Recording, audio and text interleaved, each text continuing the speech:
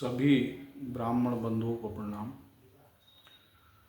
ब्राह्मणों के उत्थान के लिए सभी समाजों की गतिविधियों का चिंतन करना होगा और ये देखना होगा कि वो लोग कैसे तरक्की कर रहे हैं और ब्राह्मणों में क्या बाधाएं हैं, क्या कमी है।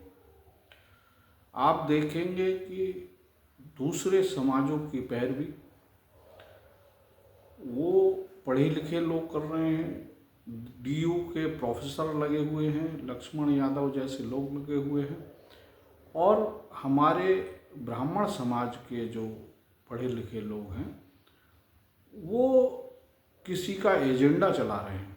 कोई समाजवाद का एजेंडा में है, कोई हिंदुत्व के एजेंडे में है, कोई भाजपाई बसपाई एजेंडे में है, सर्वजनिताय के, कोई धर्मनिरपेक्षता के एजेंडे को चला रहा है। ब्राह्मण हितों की रक्षा से उनका कोई दूर दूर तक संबंध दिखता नहीं। इसी कारण ब्राह्मण समाज उत्थान के पथ पर आगे नहीं बढ़ पा रहा है। जब तक ब्राह्मण समाज के जो विद्वान लोग हैं, पढ़े लिखे लोग हैं और सक्षम लोग हैं, वो अगर समाज का चिंतन नहीं करेंगे और समाज के उत्थान की कोशिश नहीं करेंगे, अपनी भूमिका उसमें नहीं तय करेंगे, तब तक ब्राह्मण उत्थान संभव नहीं है। इसे स्वीकारने में कोई समस्या नहीं है। पॉलिटिकल पावर जो वो भी तभी आप हासिल कर सकते हैं जब आपके पास जो एक पढ़ा लिखा समाज है, आप ब्राह्मण समाज में जो पढ़ा लिखा तबका है वो आगे आए और वो ये तय करे कि शिक्षा के साथ साथ राजनीति भी जरूरी है और राजनीतिक हस्तक्षेप से दोनों को फायदा है। जो पढ़े लिखे लोग हैं उनको नौकरी तभी मिल पाएगी जब ब्राह्मण हितैषी नीतियां सदन में बनेंगी और जो गरीब लोग हैं वो पढ़ तब पाएंगे जब ब्राह्मण हितैषी नीतियां सदन में बनेंगी। तो दोनों को ही फायदा है राजनीति से। और राजनीतिक संरक्षण जितना कमजोर लोग ब्राह्मणों को है जरूरी, राजनीतिक संरक्षण उतना ही जरूरी ब्यूरोक्रेट्स को भी है, उतना ही जरूरी उद्यमियों को भी है, उतना ही जरूरी अन्य पेशेवरों के लिए भी है।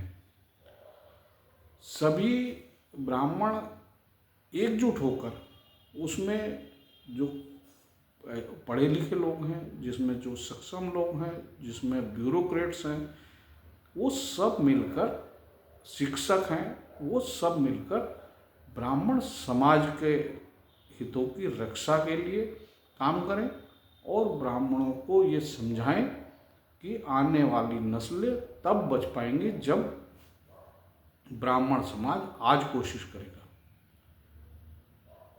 आज अगर इतने आप कमज़ोर हैं कि आप सदन में पैरवी नहीं कर पा रहे हैं, आप अपने हितों की नीतियां, रक्षा के लिए नीतियां नहीं सदन में बनवा पा रहे हैं, तो आप जो नेक्स्ट जनरेशन है उसके लिए क्या सौंप के जा रहे हैं? वो कैसे संघर्ष करेगी जब आप संघर्ष नहीं कर पा रहे? जब आप दूसरों के एजेंडे चला रहे हो तो उनसे आपको कोई फायदा हुआ? बसपा का एजेंडा चलाया, उसमें हो सकता है कि 40-50 विधायकों को फायदा लगा हो कि वो विधायक बन गए, कुछ लोगों को औरों को फायदा लगा हो कि उन्हें और पद मिल गए होंगे, कोई राज्यसभा चले गए होंगे, कोई एमएलसी बन गए होंगे, कोई सांसद बन गए होंगे। ये फायदा लगा हो सकता है, लेकिन वो गिने चुने गिनती के लोग होंगे। सर, जो सुप्रीमो वाला समाज था वो 5 साल में बहुत आगे गया।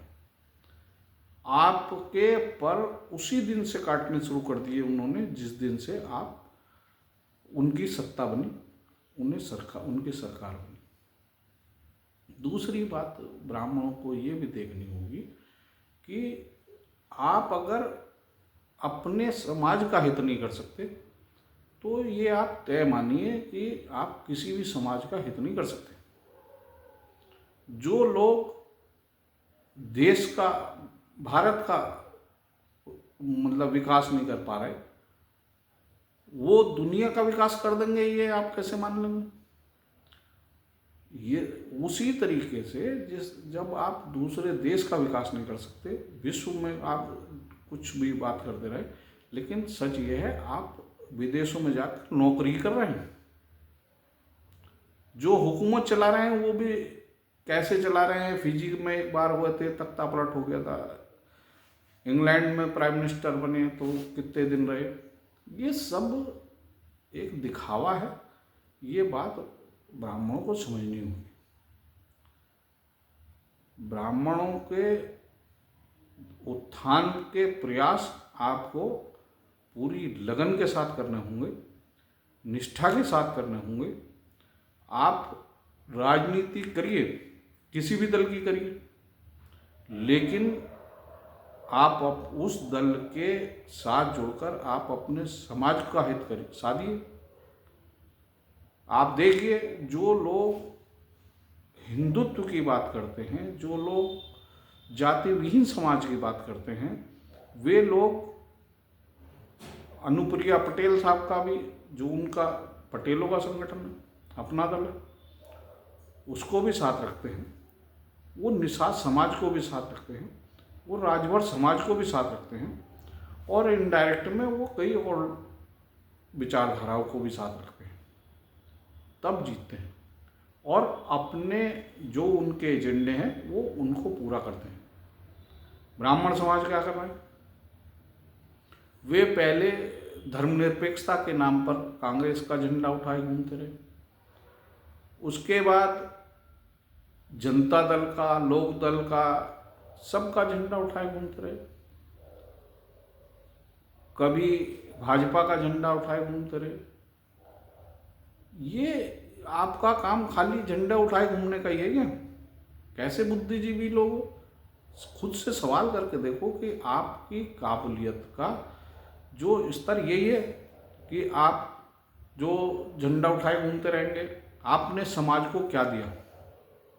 खुद से सवाल करें। सभी ब्राह्मण जो भी उच्च पदों पर हैं, चाहे वो संवैधानिक पद हों या वैधानिक पद हों, जो किसी भी तरीके के पद हों, वो अगर अपना ये तो देखें कि उन्होंने समाज को दिया क्या। व्यक्तिगत हित साधने में, व्यक्तिगत लाभ लेने में अलग मामला है, लेकिन अगर आप जो समाज आपका सम्मान करेगा या समाज को आप दिशा देंगे, तब आप आकलन करके देखिए कि आपने समाज को क्या दिया। जितने भी पॉलिटिकल लीडर हैं उनका दायित्व सबसे ज़्यादा इसलिए है क्योंकि पॉलिटिकल लीडर्स ब्राह्मण समाज के वोटों से ही बने हुए हैं। वे मान्य तब तक हैं जब तक ब्राह्मण समाज उन्हें वोट दे रहा है। ये सभी को समझना होगा। दूसरे जो चाहे कुछ भी कहते रहे, आपको अपने समाज के हितों की रक्षा के लिए हर समय तत्पर रहना होगा। आप जितने भी ब्राह्मण संगठन हैं, आप उनके पास देखिए कि शोभा यात्रा निकाल लेंगे या एक दो कार्यक्रम कर लेंगे, लेकिन आप उनके कार्यक्रमों में देखिए, उनमें न तो ब्राह्मणों की हत्या, उत्पीड़न, बलात्कार पर कहीं कोई चर्चा होगी, न ही ब्राह्मणों के पिछड़ने पर, आर्थिक, सामाजिक और राजनीतिक स्तर पर पिछड़ने पर कोई चर्चा होगी, न ही उनके एजेंडे में कोई ऐसी प्लानिंग है जिससे ब्राह्मण समाज का उत्थान हो। आप सर्वे कर देख लीजिए, फिर कैसे होगा? जब तक आपके पास अपने समाज के उत्थान का एक रोड मैप नहीं होगा, तब तक आप कैसे आगे बढ़ पाएंगे? सभी जितने भी पॉलिटिकल लीडर्स हैं वो अपने निजी हितों को प्राथमिकता बाद में दें, पहले वो समाज के हितों को प्राथमिकता दें। अगर कहीं भी उनकी पार्टी अगर आपके ब्राह्मण समाज के हितों को नज़रअंदाज कर रही है या ब्राह्मण हितों को नुकसान पहुंचा रही है, तो फिर आपको मुखर होकर बोलना होगा, क्योंकि आप जो ब्राह्मण वोटों से चुने गए हैं। सभी समाज जो तरक्की कर रहे हैं, आप देखिए वो जो उनके जो बाधाएं हैं, जो समस्याएं हैं, वो सब उनके पॉलिटिकल लीडर्स ही तो दूर कर रहे हैं। उत्तर प्रदेश में बसपा की सरकार थी और बेमूला वाला मामला हुआ था एक, तो माननीय बहन कुमारी मायावती जी इधर से उन्होंने उसे बड़ा मुद्दा बनाया था। जो कुछ लोग कहते हैं कि साहब जाति विहीन समाज में आप, जाति विहीन समाज में बात तो देखो, आप जब कहीं आप सर्वे करेंगे तब आप पाएंगे कि जो जिस जाति का बाहुल्य क्षेत्र है वहाँ पर उसी जो जाति विहीन समाज की बात करते हैं उन्हीं लोगों ने एक ही जाति का चेयरमैन, नगर पालिका का चेयरमैन बनाया। उन्हीं लोगों ने जिला पंचायत का उसी जाति का चेयरमैन बनाया। उन्हीं लोगों ने विधायक उसी जाति का बनाया। आप देख लो, इसमें कोई उसकी बात नहीं है। जो लोग जाति विहीन समाज की बात कर रहे हैं वो क्या जाति की बात नहीं कर रहे, देख नहीं रहे। सर्वाधिक जो ब्राह्मण बाहुल्य सीटें हैं उन पर गैर ब्राह्मण लोगों को जिताने की कोशिशें हो रही हैं। जो ताकतवर समाज सत्ता में मौजूद है वो अपने लोगों को जिताने की कोशिश कर रहा है, जो दूसरे दल हैं वो अपने लोगों को जिताने की कोशिश कर रहे हैं। फिर भी हम वही आपसे बार बार कहेंगे कि आपको किसी भी व्यक्ति से नफरत नहीं करनी, किसी व्यक्ति का विरोध नहीं करना, किसी धर्म का विरोध नहीं करना, किसी जाति पंथ का विरोध नहीं करना, किसी पार्टी का और विचारधारा का विरोध नहीं करना। आपको अपने उत्थान की विचारधारा पर आगे बढ़ना है। आगे फिर मिलेंगे, फिर बात होगी। जय हिंद, जय भारत, जय संविधान।